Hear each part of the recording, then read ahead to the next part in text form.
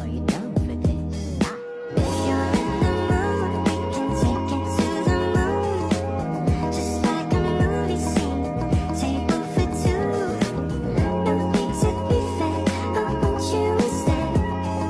If you're in the mood.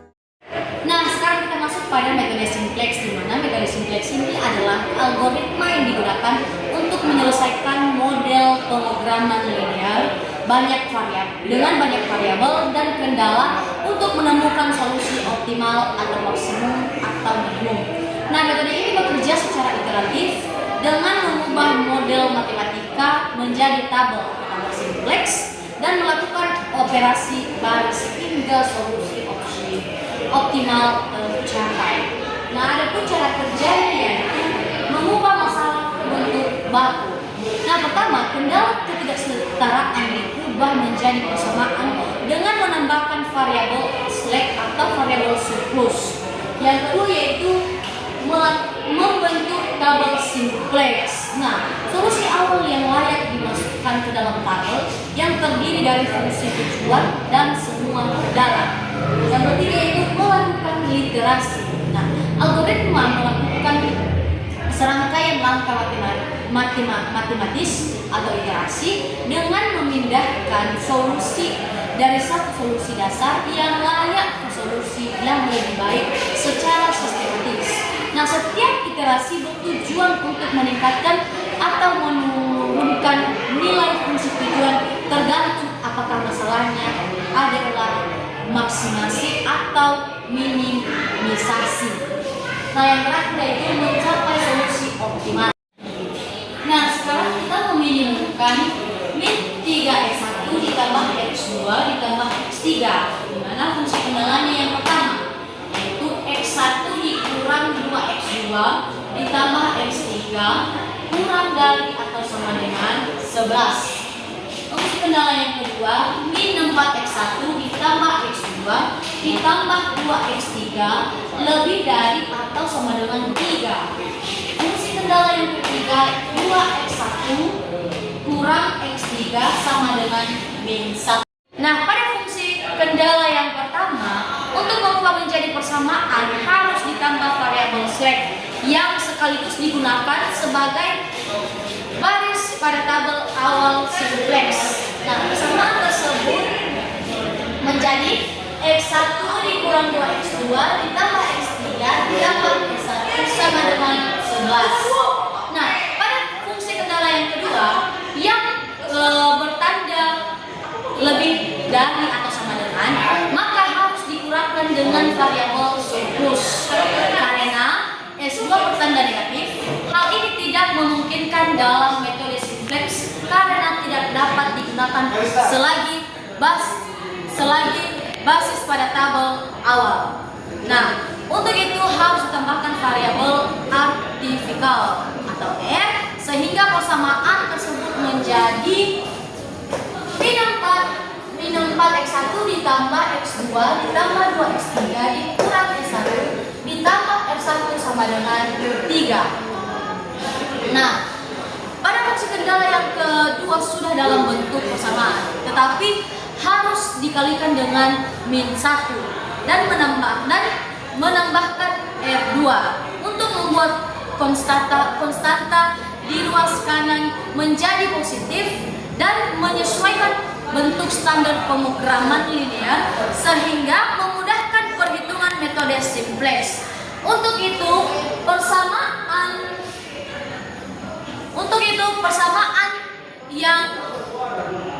pembatas ketiga di atas akan menjadi min 2x1 dikurang x3 ditambah x2 sama dengan 1. Nah, sehingga soal di atas bentuk standarnya adalah minimumkan fungsi nilai tujuan yaitu z sama dengan min 3x1 ditambah x2 ditambah x3.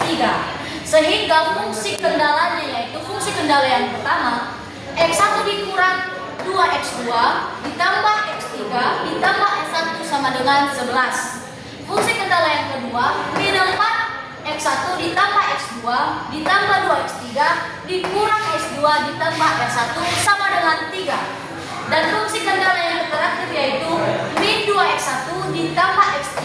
ditambah R2 sama dengan 1. Baik, sekarang kita masuk pada perhitungan baris Z, di mana Z sama dengan min 3x1 ditambah x2 ditambah x3 ditambah 0s1 ditambah 0s2 ditambah mr1 ditambah mr2. Nah, substitusi variabel artifikal dari kendala. Nah, dari kendala kedua sama dengan R1 sama dengan 3 tambah 4x1 dikurang x2 dikurang 2x3 ditambah x3. Nah, dari kendala yang ketiga R2 sama dengan 1 ditambah 2x1 dikurang x3. Substitusikan ke Z.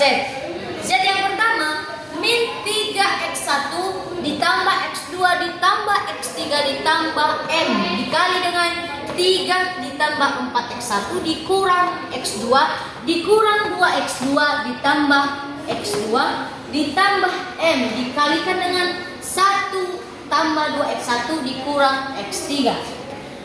Z yang kedua min 3x1 ditambah x2 ditambah x3 ditambah 3m ditambah 4mx2 dikurang mx2 dikurang 2mx3 ditambah ms2 ditambah m ditambah 2mx1 dikurang mx3. Yang ketiga sama dengan min 3 tambah 6x1 ditambah 1 dikurang mx2 ditambah 1 dikurang 3mx3 ditambah 0s1 ditambah ms2 ditambah 4m. Yang keempat 3 kurang 6mx1 dikurang 1 ditambah mx2 dikurang 1x dikurang 1 ditambah 3mx3 dikurang ms2 sama dengan 4. Nah, di sini ada tabel simplex awal. Nah, di sini kita bisa melihat ya teman-teman, ada variabel dasar yaitu Z, A, B, C, dan di sini ada x1, x2, x3, s1, s2, r1 dan r2, dan di sana ada nilai kanan dan indeks. Nah, saya tidak perlu menjelaskan lagi, mungkin kita bisa melihat di sini. Nah, langkah yang pertama yaitu menentukan kolom kunci. Nah, untuk minimisasi pilih kolom dengan koefisien Z paling positif. Mari kita analisis baris Z. X1 3 dikurang 6m. Nah, karena M sangat besar maka 3 dikurang 6m sangat negatif. Yang kedua x2 min 1 ditambah m. Nah, karena m sangat besar maka min 1 ditambah m sangat positif. X3 min 1 ditambah 3m. Nah, karena m sangat besar maka min 1 ditambah 3m sangat positif. Nah, baik, sekarang kita masuk pada langkah perhitungan, di mana kita harus mengetahui perpotongan baris C dan kolom X3. Nah, bisa kita lihat ini adalah kolom X3-nya ada ini dan baris C-nya yang ini. Nah, yang pertama langkah perhitungan yaitu bagian A. Baris baru C sama dengan baris C dibagi 1. Yang kedua yaitu baris baru A, baris A lama dikurang koefisien X3 di A dikali baris pivot baru. Yang ketiga yaitu baris baru B, baris B lama dikurang koefisien X3 di B dikali baris pivot baru. Yang terakhir itu baris baru Z, baris lama dikurang koefisien X3 di Z dikali baris pivot baru. Nah, ini tabel iterasi satunya. Bisa kita lihat. Analisis iterasi 1. Kita harus mengecek optimalitas atau minimasi apakah semua koefisien di baris Z lebih dari atau sama dengan 0. Nah, X1 yang pertama X1 sama dengan 1 di mana nilainya positif, maka ini tidak optimal. Yang kedua X2 di mana nilainya min 1 ditambah M. Ini nilainya positif karena nilai M lebih besar dari min 1, maka ini tidak optimal. Yang ketiga itu S2 sama dengan M, maka ini negatif dan ini dinyatakan optimal. Nah, belum optimal, masih ada koefisien positif, mencari kunci kolom baru. Perbandingan X1 sama dengan 1, X2 sama dengan min 1 tambah M, atau sangat besar karena M. Indeks baru baris A 10 bagi min 2 sama dengan kurang 5, ini negatif, tidak valid. Nah, lanjut baris A 10 bagi min 2 yaitu min 5. Nah, ini negatif, berarti tidak valid. Nah, yang kedua itu baris B 1 bagi 2, 1 bagi 1 sama dengan 1. Jadi ini valid ya. Nah, baris C 1 bagi 0 itu tidak terdefinisi. Nah, baris kunci ya sama dengan B atau indeks sama dengan 1, elemen privat 1. Nah, ini udah ada tabel. Nah, perhitungannya yaitu A baris baru B sama dengan baris B dibagi 1. B baris baru A sama dengan baris A lama dikurang min 2 dikali baris B baru. Bagian yang C yaitu baris A sama dengan koefisien X2 sama dengan 0, berarti tidak berubah. Tetap nilai C X1 tetap min 2, X2 0, X3 1, S1 0, S2 juga 0, R1 0, R2 1, dan nilai kanannya yaitu 1. Yang terakhir D baris Z sama dengan baris Z lama dikurang dan dikali min 1 tambah M dikali baris B baru. Lanjut tabel iterasi 2. Jadi sudah ada tabelnya. Maka analisis iterasi 2, baris Z sama dengan tetap nilainya yaitu di mana X1 tetap 1, X2 0, X3 juga 0, S1 0, S2 min 1, R1 tetap 1,